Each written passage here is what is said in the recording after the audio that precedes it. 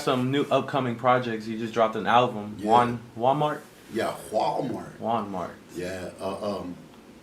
Well, I just did it, and it's a album of a lot of songs that I like, some cumbias, and I had mixed reactions because like the music industry is evolving so much. The traditional cumbias and all that is not really marketed to the younger generation. It's really older. So a lot of the young heads were like, "What the fuck is that?" And nigga, that's whack. And I'm like, dude, your mama don't think it's whack, and your daddy don't think it's whack. You know, there was never music that they. If the music was whack, it would have never gotten this far or been loved by so many people. So really, it's in their bad for not exposing you to it, and now you don't like it. So you know, because shit, I didn't like corridos when I was little, but as I kept hearing my mom jam them and see how they were affected by the music, they grew on me, you know. And we are a product of what surrounds us, of our environment. And if you weren't exposed to cumbias, I'm sorry, man. That's not our fault. But I love them. I love banda music. I love cumbias. I love corridos. I love norteños. Bro, I love reggaeton music. But not everybody likes it. It's not everybody's cup of tea. Like, there are certain things that I don't like that other people might like, and it's not their fault because I don't like it. It's just I wasn't exposed to it enough to where I was able to appreciate it. You know what I'm saying? Because I hear a lot of stuff that I wasn't exposed to it, and it's good music.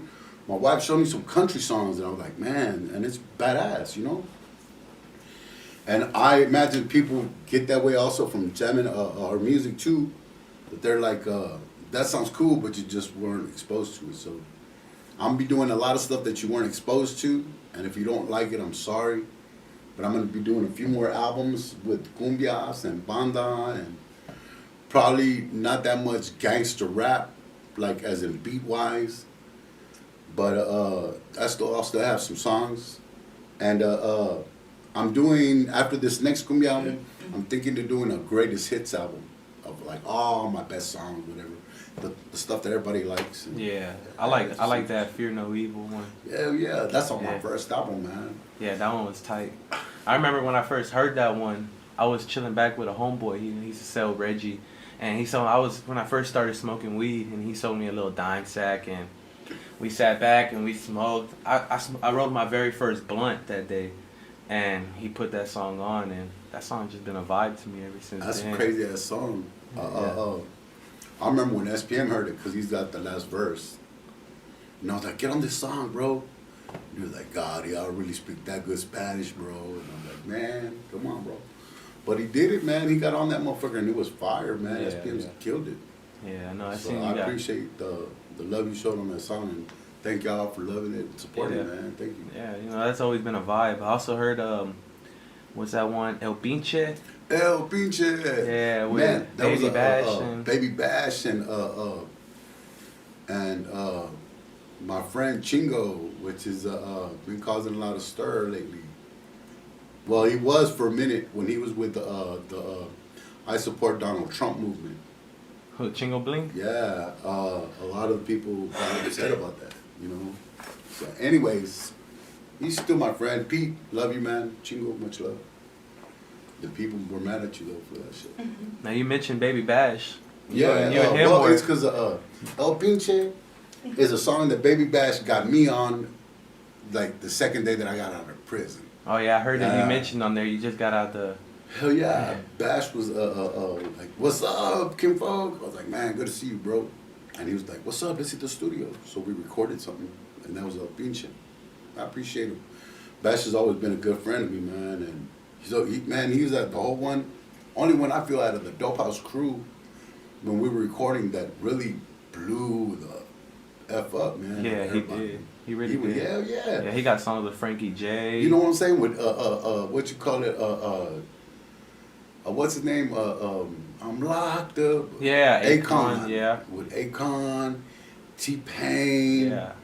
That boy was on the Karate Kid fucking movie, the soundtrack. Yeah. That boy's out there he's on fire, man. Did y'all both join Dope House around the same time?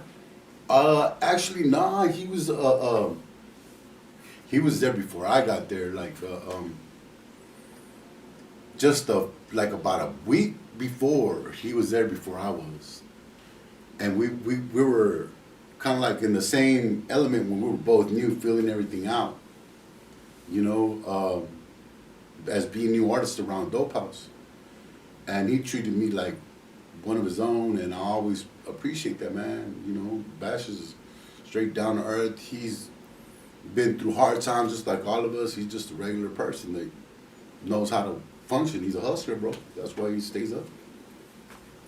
All right, so we just got done talking about Baby Bash and whatnot. So I know that there's other major artists that you worked with.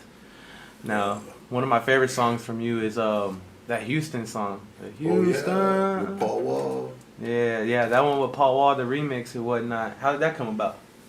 I don't know. Like a few years back, Bash and Paul Wall got arrested for fucking crossing me through a checkpoint. Oh yeah, I remember hearing about that. And I was like, man, if this boy Paul Wall is gonna be around us, fuck it, I'm gonna get him on the song. I'm gonna do a song with him. So I recorded a song with him, and then he was always on the road, and I could never do a video. So I was like, you know what? I'm just gonna do a remix, and I'm gonna have myself on the whole song, and I'm gonna use his version as the remix instead. So when I released the song, it was just with me on there and the video, and then I had the remix on the album featuring Paul Wall, which I should have made a video of, but I didn't. So, I worked with him and a dude called King Lil G, man. Oh yeah, King Lil G, yeah, he's I solid. did a song with that cat too. Yeah, he's solid. He's on fire right now over there in California. Yeah. But yeah, one of the people that I'm looking to work with right now on the new album, I want to get J-Dog from Houston, from Boss Hog Outlaws, on a Cumbia. I want to get that boy Klondike Cat from South Park Coalition on some shit. Big Pokey for the new album. And as far as rappers, Latinos out of Houston, I'm gonna get a Dope Man Dinah. I've already locked it in with him for a song he's gonna do with me. So expect him on the new album. And I reached out to Cap G. Yeah, Cap from G's Atlanta. Fire. Yeah, he's fired. But yeah, and he's down too. It's just we just gotta touch base on what song, what beat, cause like he's been real busy and I've been real busy. So, but I reached out to him, man, and the dude's down to work. So definitely look forward to that collab if it happens. You know.